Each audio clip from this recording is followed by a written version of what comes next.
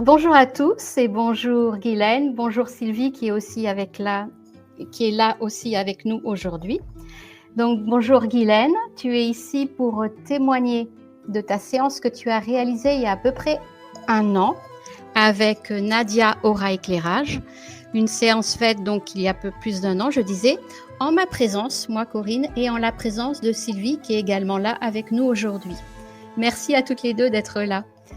Alors, cette séance individuelle, elle a été faite il y a un peu plus d'1 an en intelligence collective, en la présence de Nadia, qui est télépathe directe instantanée, et également avec Sylvie et moi-même.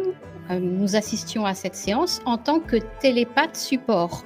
Et nulle part ailleurs, vous n'aurez ce mode de fonctionnement en séance. Le témoignage que tu vas apporter, Guylaine, aujourd'hui, te permet de revisiter ta séance. D'ailleurs, tu as dû la réécouter il y a quelques jours. C'est ce qui avait été demandé parce qu'il y a quand même 1 an que tu l'as faite et on oublie très vite tout ce qu'on a écouté.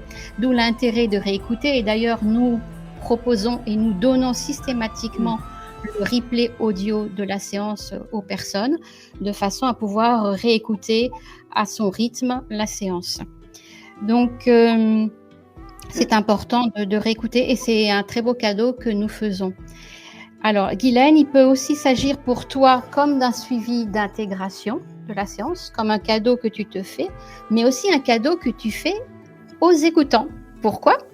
Parce qu'il y a aussi de l'information pour eux, pour tous ceux qui écoutent. Et cet entretien aujourd'hui est très différent de se mener jusqu'ici. Pourquoi ?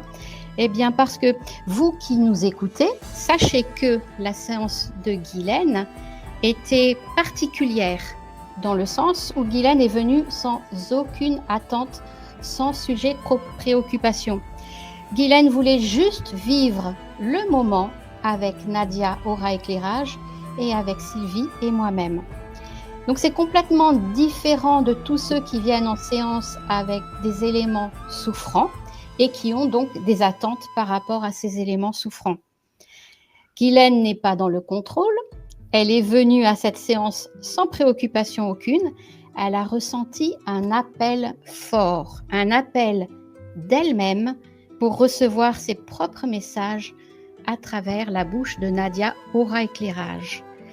La réelle intelligence de Guylaine s'est exprimée via Nadia. L'être de Guylaine s'est exprimé via Nadia. Alors, vous qui écoutez, sachez aussi que quelle que soit la séance, votre réelle intelligence s'exprime par Nadia. Et pour revenir à toi, Guylaine, je peux dire que quelque chose en toi t'a fait venir à cette séance. Vous qui écoutez, sachez que le thème de la séance a émergé au cours de la séance, où l'être de Guylaine a annoncé des activités belles, un projet de vie qui fait vibrer Guylaine.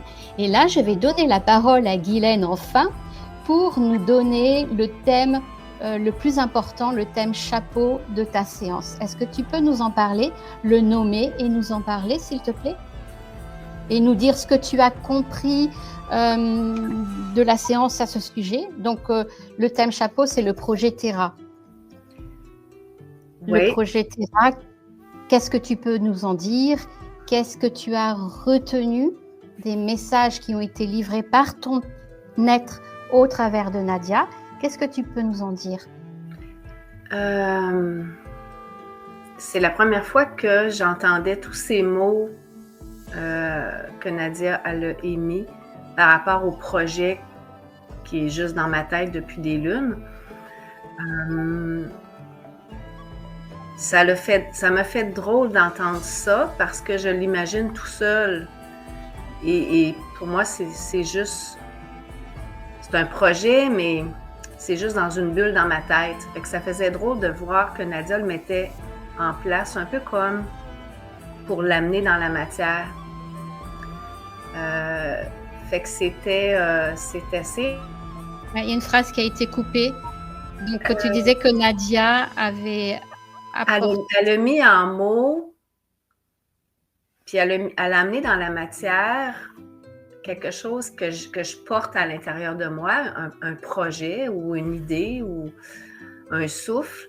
Puis c'est comme ça l'avait un peu donc c'est ça, elle l'a amené un peu plus, tu sais, c'est comme ça l'avait sorti de ma tête pour le faire descendre, pour que je le vois un peu mieux proche d'être matérialisé. Fait que ça m'a fait un peu drôle de voir cette ampleur de ce projet-là, Terra.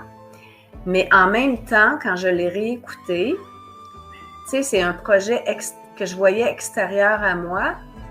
Puis, avec le 1 an qui est passé, puis avec ce que j'ai vécu par après, c'est comme si le projet Terra, ça venait en même temps, ça parlait de moi, de mon intérieur, de ma terre intérieure, en fait.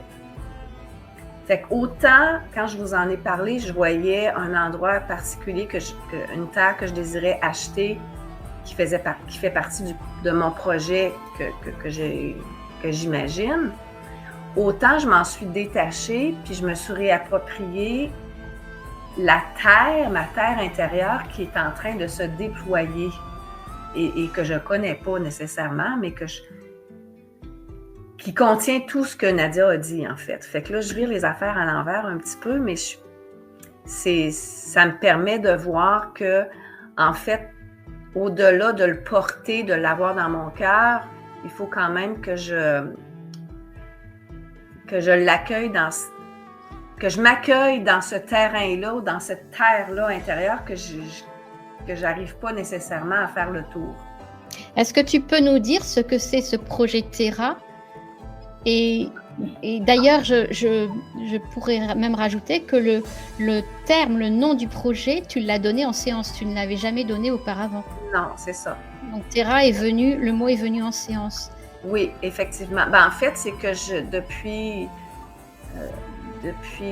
au moins plusieurs années, j'ai comme en secret envie d'avoir une terre. Puis j'aime beaucoup travailler la terre. J'ai un grand jardin, j'ai un grand terrain. J'aime avoir les mains directes dans la terre. J'aime sentir les racines, tout ça. Puis là, mon terrain est trop petit. J'ai trop de plantes qui poussent sur mon terrain. J'arrête pas d'en donner à tout le monde. Puis j'en ai tout le temps autant. Fait que je me dis, j'aimerais ça avoir ma terre. Mais au-delà de juste planter des arbres ou des plantes ou des fruits, tout ça, j'aimerais que ma terre ait une maison. J'aimerais en faire profiter une communauté, ma famille. J'aimerais que ça serve à quelque chose de plus grand. Oui, c'est un projet qui fédère, c'est ça. C'est ça, mais en fait, je pense qu'il faut que j'aille à l'intérieur de moi pour mieux le sentir, puis vraiment le matérialiser, là. Oui, mais qu'est-ce que tu as retenu vraiment de ce qui a été dit pendant la séance sur ce projet Terra, qui est quand même un projet de joie, un projet grand, ouais. Un projet où tu vas apporter du beau, de belles valeurs?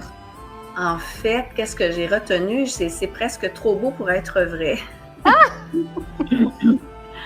C'est pour ça que je ne suis pas encore à me l'approprier. Je suis encore en train de l'observer et de le sentir à l'intérieur de moi. Fait que je ne suis pas rendue plus loin que ça. Néanmoins, il a été dit des choses pendant la séance, offrir quelque chose de beau, fédérer des personnes et révéler la grandeur de chaque être qui se rendrait sur ce lieu. Donc, il y a des choses magnifiques qui ont été dites, qui venaient de ton être, des paroles belles, vraies, pleines de joie et de grandeur, de puissance. Oui. D'accord, oui. Donc, accueillir des êtres grands, en fait, sur cette terre que tu souhaites acquérir. Effectivement. En fait, c'est juste être avec d'autres êtres dans un espace accueillant, sécuritaire, pour partager des parties de notre être avec les autres et de grandir ensemble. Oui, et puis être en dehors du contrôle, en dehors de toute autorité, si ce n'est la sienne propre. Oui, tout à fait. Ça, oui. Tu nous as parlé aussi de Donc, il y a ce projet Terra et des activités, un certain nombre d'activités se sont dessinées par rapport à ce projet Terra. Alors, pas toutes, il y en a certainement plus. Il y avait aussi, tu nous as partagé que tu souhaitais réaliser des cercles de femmes. Qu'est-ce que tu as à dire là-dessus et qu'est-ce que tu as compris de la séance par rapport à ça? Qu'est-ce que tu en retiens? Et le cercle de femmes, en fait, vous avez mis en mots, Nadia a mis en mots ce que j'imagine dans ma tête. Oui. Elle a en fait comme mis ça en mots. Tu sais, je l'ai déjà expliqué à d'autres personnes, mon projet, comment je vois ça. Mais bon, tu sais, c'est des feelings, que quand tu parles de ça, c'est des feelings, c'est pas nécessairement facile d'expliquer comment je vois ça, mais elle a comme tout pris ce que j'avais, puis elle a mis des mots là-dessus. Fait que c'est comme... Elle a verbalisé, mais qu'est-ce que tu as retenu justement sur cette mise en mots? Écoute, ce que j'ai retenu, c'est que ça prend... ce que je retiens, c'est que c'est très, très beau. Un peu trop beau pour être vrai, je te dirais, si je juge, là.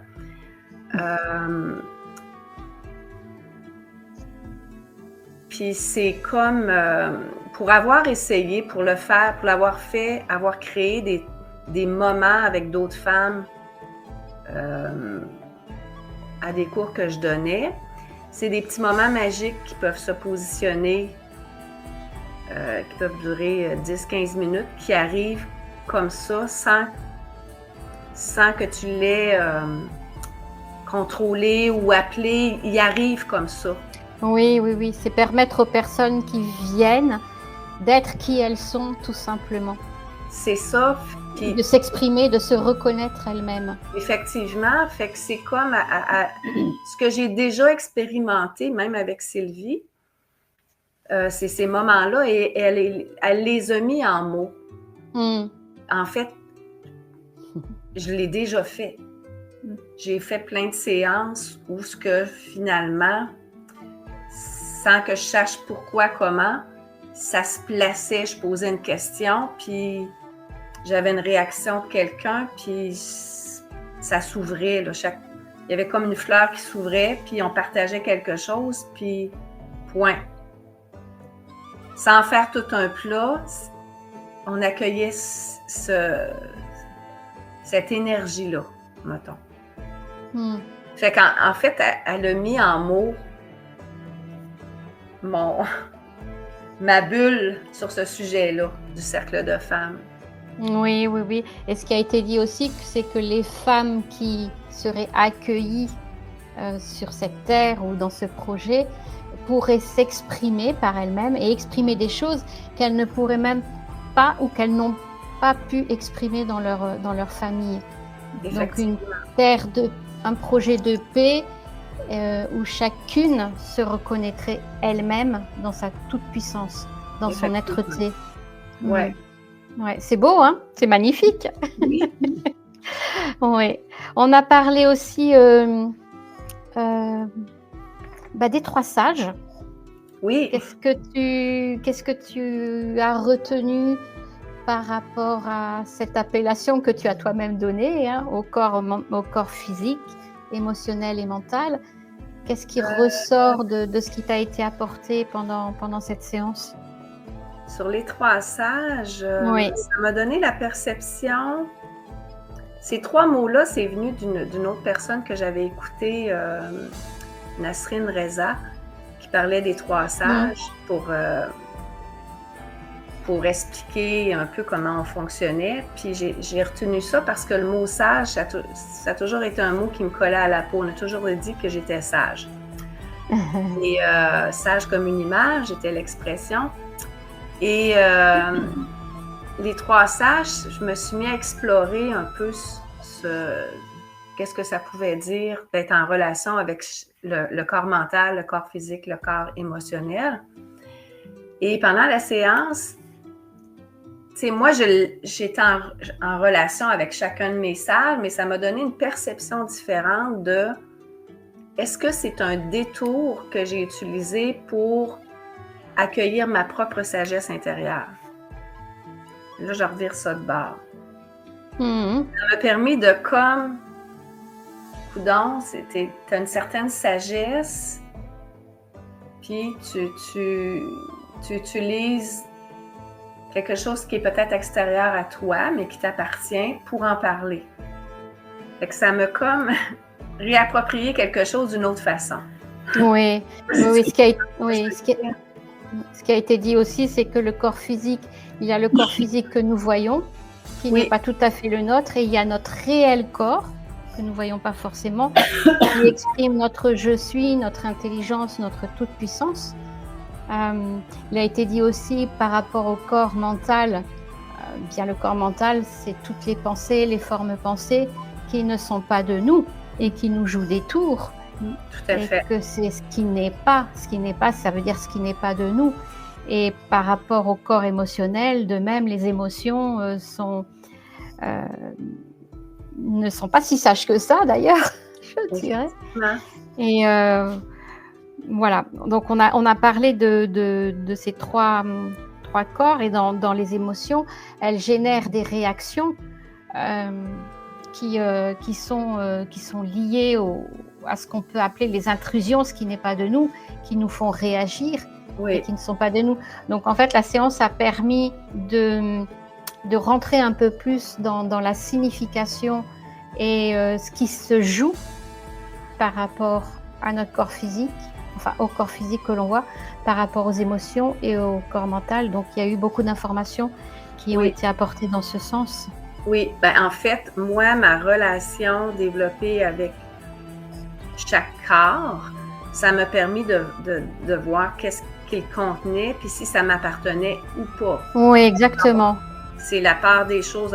Au début, j'explorais sans me poser, c'est-tu à moi, c'est-tu pas à moi, jusqu'à un moment donné, je suis arrivée face, mettons, à une émotion qui venait de me traverser, puis c'était pas à moi. Fait que ça, je me suis mieux positionnée intérieurement face à mes trois sages. Sauf le corps, que lui, le corps exprime toujours la vérité. En tout cas, s'il n'est pas, comment je dirais, manipulé par des entités, le corps il est toujours dans sa vérité. Il exprime toujours la vérité. Fait que c'est... Oui, et alors je vais rajouter une information par rapport à ceux qui nous écoutent, c'est que toi, Guylaine, tu es très en lien avec le corps physique, avec le ressenti, tu n'es pas dans le contrôle, et donc ça c'est déjà beaucoup de points gagnants pour toi, pour la réalisation de ce que tu veux réaliser. Néanmoins, il y a quand même des intrusions qui se produisent, d'ailleurs chez nous tous, pour nous tous, nous sommes tous concernés par les intrusions, et il y a des choses qui se font de façon moins fluide parce que justement il y a ces intrusions. Et donc tout cela pour arriver à un sous-projet, j'allais dire, ou plutôt à une activité de ce projet Terra qui est le yoga. Et tu nous as parlé du yoga Kundalini. Tu nous as parlé de pratiques pour se reconnaître dans sa propre force. Qu'est-ce que tu as retenu de ce qui a été dit par rapport à tout ça? Et là, j'ai un blanc. Un blanc? Ouais. Oui, ok. En fait, on a parlé beaucoup du mouvement spontané, que l'action se faisait par elle-même, et que tu peux accueillir les personnes qui veulent pratiquer le yoga pour que chacune fasse son propre mouvement spontané, et par ce faire spontané, la parole juste même peut s'exprimer. Et on est vraiment à ce moment-là complètement dans son être-té. Alors je ne sais pas si c'est complètement exact, mais pas traversé par les intrusions. Oui, effectivement. Et ce mouvement spontané peut permettre aussi de dégager les points de blocage, Oui, notamment dans le corps physique. effectivement. Mm. Oui, effectivement. Faut encore que la personne s'abandonne dans Oui, l'expérience, puis qu'elle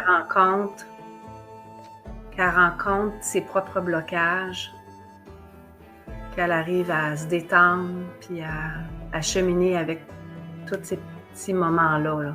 Oui, puis ça va remettre de l'ordre dans le désordre du corps, tout à notamment. fait. Oui. En fait, le Ok. yoga Kundalini amène des mouvements que je qualifierais des fois de bizarres, un peu pour briser notre armure.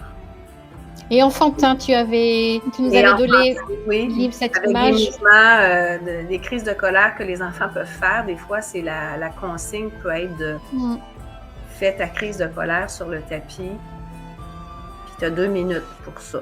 Fais-la comme tu veux, mais fais-la. Fais sortir quelque chose. Crie quelque chose. Le corps s'exprime. Et c'est vraiment une porte que je trouve qui fait penser aux enfants quand un enfant est super calme, tout va bien, puis tout d'un coup, il garoche un jouet, il tire un jouet, puis il fait une crise, puis là, tu te dis, mais voyons, ça vient d'où? Il fait une crise de 30 secondes, puis après ça, oups, il vient de faire un colleux. C'est toute cette présence-là que l'enfant fait naturellement, que nous, on a oublié de faire. On ne se permet pas de faire une petite crise de colère de 2 minutes. Peu importe qu'on est, parce que il est arrivé de quoi. Oui, cette manière de faire très intuitive et très spontanée permet de dégager des points de blocage dans le corps. Donc ça, c'est précieux. Oui. C'est très précieux, oui. Fait qu'en fait, c'est pas compliqué. Il faut juste se permettre de faire des niaiseries.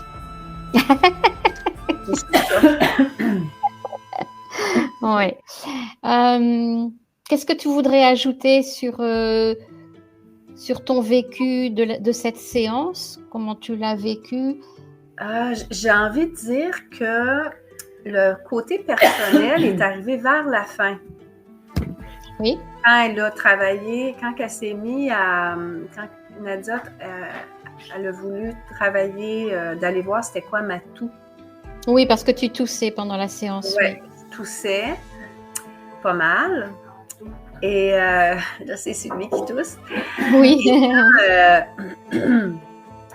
ce qu'elle a dit, c'est venu me chercher un peu plus. Elle a dit des mots. Elle a parlé d'enlèvement la nuit. Ça, j'avais pas... Comment je dirais bien?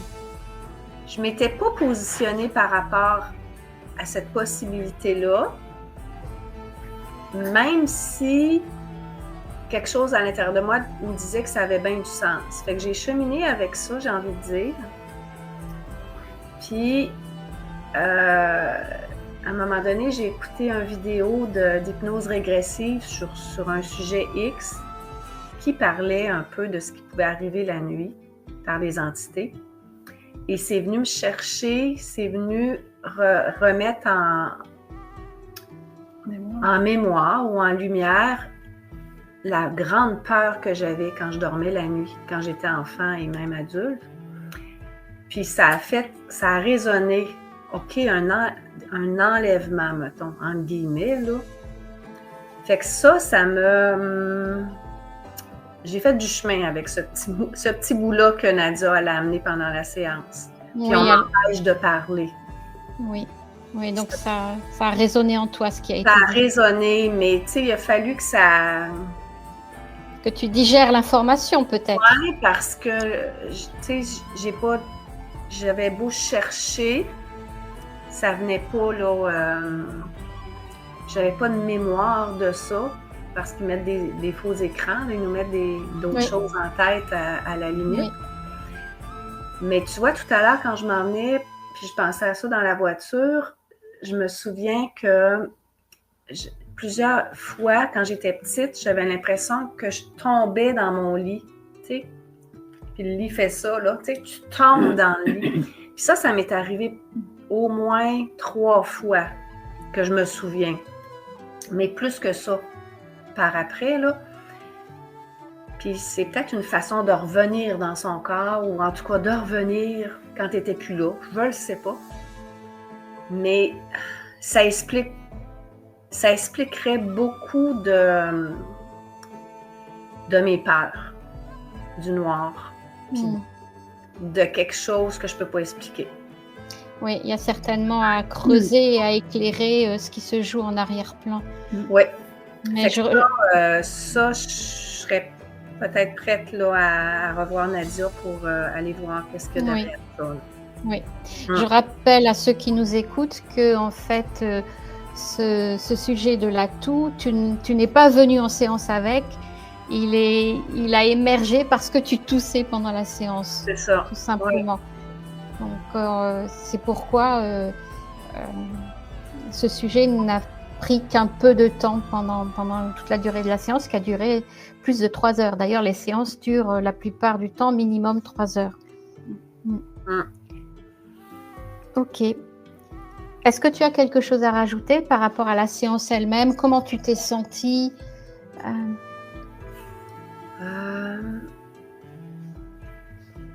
J'ai envie de dire que Nadia parle vite, avec beaucoup de mots. Fait que pour moi, c'était beaucoup de mots, comment je dirais? C'est beaucoup de mots que j'ai dû accueillir, puis c'était, je me sentais un peu bombardée de mots. C'est un peu comme je disais à Sylvie tout à l'heure. Comment moi, je l'ai vécu dans mon corps, c'est un peu comme si on avait pris une mitraillette puis qu'on avait lancé des mots. Ça faisait beaucoup, beaucoup de mots. Puis quand Nadia disait point, terminé, point, il y avait une partie des mots qui tombaient devant moi. Puis j'avais été traversée avec juste un petit peu de mots finalement. Puis là, elle me disait, puis, as-tu quelque chose à dire? Ben, je ne sais pas. Oui, c'est la vibration agit de toute façon. Et c'est pour moi qui assistais à la séance, pour moi, le rythme n'était pas le rythme d'une mitraillette. Ce que tu veux exprimer, c'est peut-être, tu me dis si c'est OK ce que je dis, c'est peut-être que comme le langage est nouveau, la façon de dire les choses est nouvelle pour toi, tu as eu cette impression que Nadia parlait vite. Est-ce que c'est ça, plutôt ça? Probablement, je sais. OK. Tu sais, c'est pas, là, comme on discute, comme à toi, tu parles doucement, c'était pas le même rythme. Pour moi, Nadia n'était pas dans ce rythme-là. OK. C'est ça que je veux dire. OK. Fait que quand quelqu'un parle lentement, j'arrive à m'imprégner des mots qui sont dits. Mais là, j'avais l'impression qu'il y avait plein de mots qui sortaient.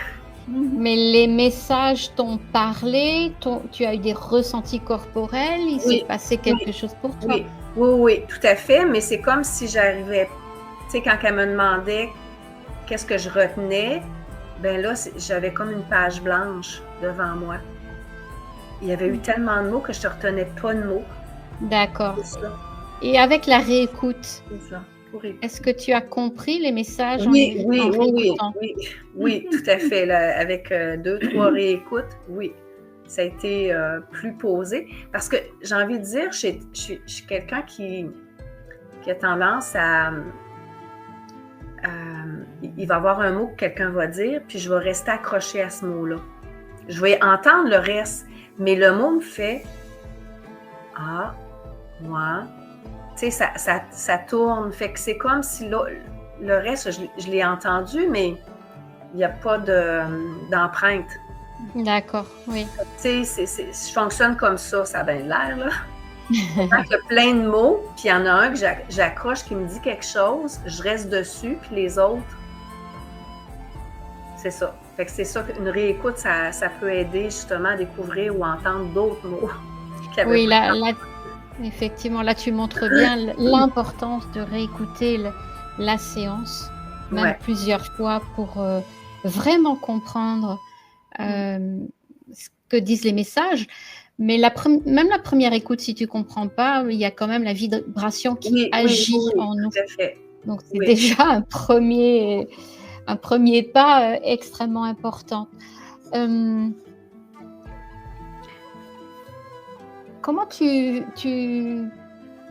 comment tu verrais comment tu vois, comment tu comprends le rôle de Nadia Aura Éclairage? Comment tu l'aperçois? Est-ce que si tu avais un mot à donner ou son rôle ou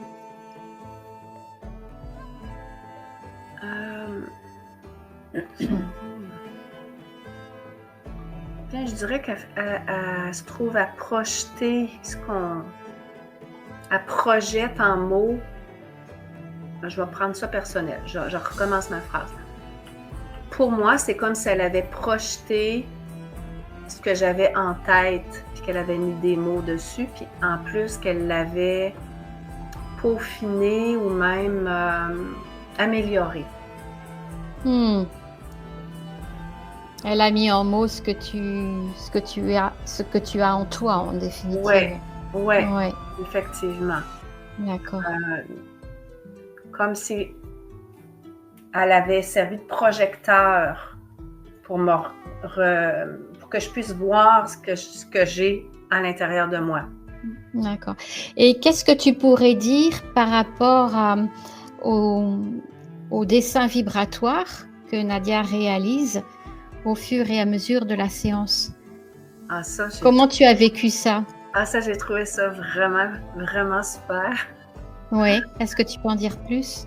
Écoute, moi, j'aime beaucoup la créativité et j'ai trouvé que c'était un autre monde qui s'ouvrait devant moi dans les dessins. Et puis, tu sais, dans n'importe quoi qui m'entoure, je vais trouver des dessins aussi dans la céramique, que je vais voir de quoi. Ça me fait rire, ça me fait sourire intérieurement d'observer puis de nommer ce qu'on voit sur un dessin qui est fait spontanément.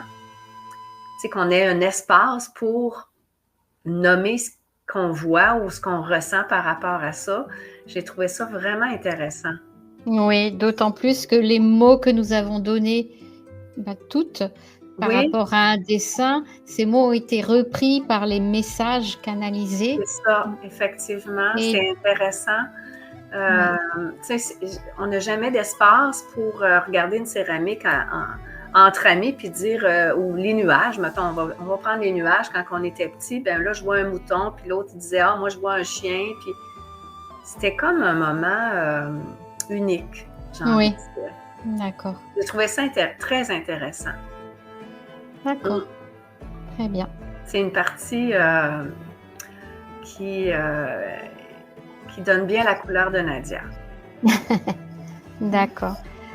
Est-ce que tu as quelque chose à ajouter? Non. Très bien. Merci beaucoup, Guylaine, de ta participation à cet entretien.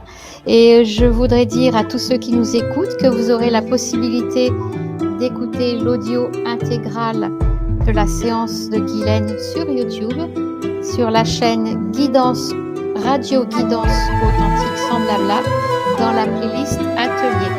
Merci, à bientôt, au revoir.